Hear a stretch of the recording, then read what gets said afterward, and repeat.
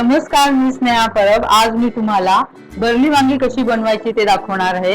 चला तर मग त्यासाठी लागणारं साहित्य आपण पाहूया। या इथे मी पाव किलो वांगी घेतली, त्यानंतर 2 मीडियम साईजचे बटाटे मी असे उभे काप काढून घेतले, त्याचे एक मीडियम साईजचा कांदा बारीक चिरून घेतलाय, फोडणीसाठी तेल, त्यानंतर एक मीडियम साईजचा टोमॅटो, तिथे मालवणी मसाला घेतलाय मी इथे, त्यानंतर कोथिंबीर, कढीपत्ता, राई, जिरं, चवीपुरता मीठ आणि आलं आणि लसूण मी ते किसून घेतलंय। त्यानंतर आपल्याला वांग्यांच्या स्टफिंगसाठी हा मसाला जो लागणार आहे तो त्यासाठी मी इथे खोबरं घेतलंय, हे ओलं खोबरं आहे, ते तुमची वांगी किती आहेत त्या प्रमाणात मी इथे अर्ध्या वड्यापेक्षा थोडं कमी घेतलंय। त्यानंतर एक मीडियम साईजचा कांदा उभा चिरून घेतलाय, 5-6 लसणीच्या पाकळ्या घेतल्या, अर्धा इंच आलं घेतलं आणि थोडीशी कोथिंबीर नसली तरी चालेल। आता आपण ही वांगी चिरून घेऊया। मी देठाच्या इथून हे पूर्ण एवढं कापणार, कारण का नंतर ते शिजत नाही आणि कडक राहतं मध्ये, त्यासाठी देठाचा भाग मी कापून घेते। कधी कधी छोटी वांगी दिसते तरी कधी कधी आतमध्ये कडक असतात, ती हा भाग शिजला जात नाही, त्यासाठी असं कापून घेतलं की बरंच आहे आपलं।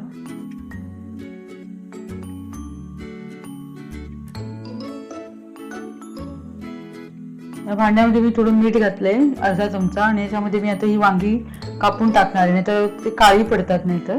आता आपल्याला या वांग्यांना मध्ये कट करायचंय,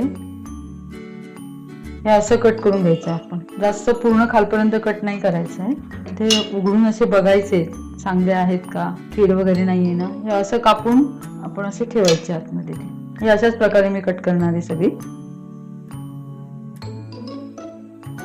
मी आता गॅस चालू करते। वांग्यात भरण्यासाठी जे आपल्याला स्टफिंग लागणार आहे भाजून घेऊया ते। आधी आपण हे इथे कांदा घालूया यामध्ये, त्यात आपण हे 1.5 चमचा तेल घालायचं, यामध्ये आपण हे भाजून घेऊया, चांगला खरपूस होईपर्यंत आपल्याला भाजायचा हा कांदा। थोडंसं मीठ टाकते, कांदा लवकर मग भाजला जाईल नावाला।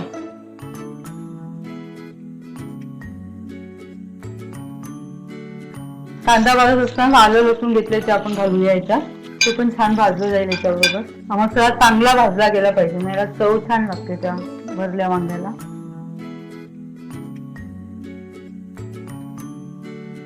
हे भाजत असतानाच आपण त्यामध्ये ही कोथिंबीर घेतली आपण, ते सुद्धा यात घालून भाजायची आपल्याला चांगली, त्याने वास मस्त येतो मग।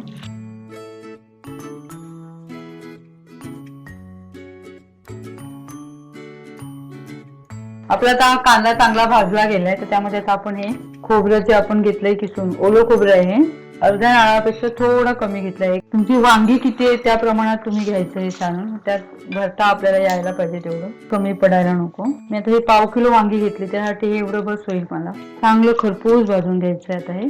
तुम्हाला जर गरम मसाला यामध्ये घालायचा असेल तर समजा धने, बडीशोप, काळी मिरी, तर हे आता कांदा भाजत असताना त्यातच टाकायचं, ते त्याने चव छान येते। पण मला आता गरज नाही वाटत, माझ्या मसाल्यामध्ये मी भरपूर सर्व व्यवस्थित घातलेलं आहे, त्यामुळे एक्स्ट्रा काय घालायची गरज नाही।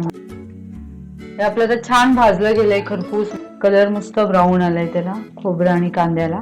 तर मी हा गॅस बंद करते। मी आता एका प्लेट मध्ये काढून घेते, थोडं थंड करत ठेवते। हे वांग्यात भरण्यासाठी जे सारण तयार केलेलं ते आता आपलं थंड झालंय, त्यात आपण मिक्सरला वाटून घेऊया। त्यात मी थोडं आपला मालवणी मसाला आहे 3 चमचे घेतलाय मी, तो यात घालणार आहे वाटतानाच, आणि त्या पूर्ण वाटणाला जेवढं लागेल तेवढं मीठ नंतर आपण थोडंसं टाकणार आहे वांग्यांना चव यायला म्हणून। बाकी पूर्ण आपल्या वांग्यांना लागेल एवढं मीठ मी या वाटणात टाकलेलं आहे। नावाला अगदी पाणी घालणार आहे मी यात, अगदी अर्धा बाऊल, आणि वाटून घेणार आहे। हे आपलं वाटण मगाशी जे वाटलं ते असं झालंय, आता मी सर्व काढून घेते। थोडीशी कोथिंबीर घालणार आहे मी, तर चव छान लागेल त्याला। आणि आता हे सारण आपल्याला त्या वांग्यांमध्ये भरायचं आहे। हे मी वांगी जी घेतली ती मी मिठाच्या पाण्यात घालून ठेवलेली वांगी चिरून, त्यामुळे ती काळी पडत नाही, हे बघा छान राहतात जशीच्या तशी। आयत्या वेळेलाच कापायची शक्यतो। एक एक वांग भरायला घ्यायचंय बघा, म्हणजे छान असं भरून घ्यायचं, छान मी हातानेच भरते, व्यवस्थित भरलं जातं मग। हे बघा असं भरायचं।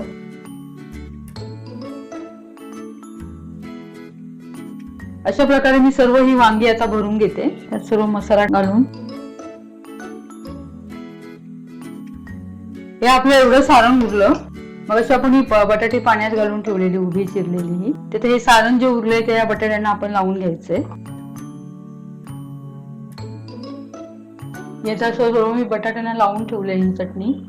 आता हे बाजूला ठेवूया आपण आणि आता फोडणी करायला घेऊया. म्हणजे एक पसरट भांडं घेतलंय. गॅस चालू करते आणि भांडं आपलं चांगलं तापल्यानंतर त्यामध्ये तेल घालायचंय. आपल्याला तेल जरा जास्त लागणार आहे यासाठी. मी इथे चांगले 4 चमचे तेल घेतलंय. भांडं चांगलं तापल्यानंतर त्यामध्ये जिरं आणि राई पाव चमचा घेतली ते घालायचंय. राई जिरं चांगलं भाजल्यानंतर हा कांदा घालणार आहे. मीडियम साईजचा जो कापलाय तो आपण. गॅस बारीक करायचा आपल्याला. त्यानंतर 7-8 कढीपत्त्याची पानं आपण बारीक करून घ्यायची ती घालायची. वाटणामध्ये आलं लसूण घातलंय तरी मग फोडणीत सुद्धा घालायचंय, कारण त्या वांग्यांना बाहेरच्या छान चव येते. मग त्यामुळे मगाशी मी हळद सांगायला विसरले. थोडी पाव चमचा हळद घालायची. आणि हा जो मीडियम साईजचा टोमॅटो आपण बारीक कापून घेतलाय तो घालायचा आहे. आता थोडी कोथिंबीर फोडणीत टाकते, मग वास छान येतो त्याला. आणि अगदी थोडा नावाला अर्धा चमचा मसाला त्या वांग्यांना बाहेरच्या कवरला लागायला हवं ना म्हणून घालणार आहे. सारणामध्ये किंवा त्या स्टफिंग मध्ये घातलाय मसाला. थोडं या फोडणी पुरता मीठ, आपण सारणात सुद्धा मीठ घातलंय.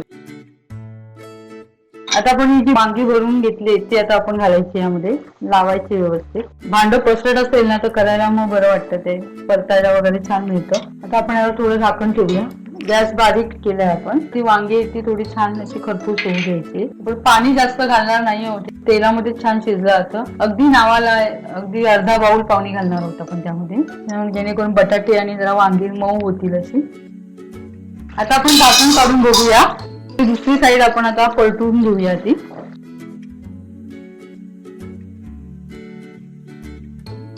छान 5 मिनिटं झालीत. आपली वांगी चांगली तेलामध्ये मस्त अशी परतली गेलीत. आता अर्धी कच्चीच आहे ती. बटाट्यांना आपण जे मसाला लावून घेतलेला ना तो घालायचा आहे आपल्याला आता ह्यामध्ये. भरल्या वांग्यांमधली बटाटी ना चवीला खूपच छान लागतात आणि शिवाय तो मसाला पण खूप छान लागतो त्याचा. आता मी असंच ठेवणार आहे थोडा वेळ वाफेवर. पुन्हा आपण झाकण ठेवूया. तेलात छान मसाला असा मुरू दे चांगला त्या बटाट्यांमध्ये आणि वांग्यांमध्ये. थोड्या थोड्या वेळाने काढून बघायचंय झाकण, की आपलं ते खाली नाही तर लागेल, नाही तर ना पाणी नाहीये त्यामध्ये. आता आपण उघडून बघूया. 7-1 मिनिटं झालीत आपली. ते छान मसाला ना पूर्ण वांग्यांना आणि त्या बटाट्यांना मस्त लागलाय.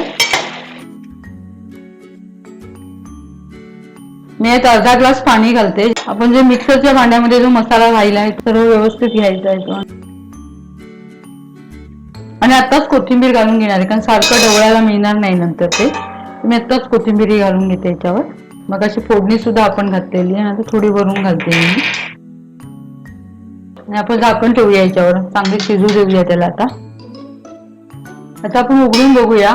वांग चांगले शिजायला हवं आणि बटाटे शिजायला हवे, त्यामुळे मी थोडं पाणी घातलं. अजून अर्धा पाऊल मी घातलेलं होते मसाल्याचं पाणी. परत त्यात आणि हे साधं पाणी अजून 2-3 चमचे मी अजून घातलं यामध्ये.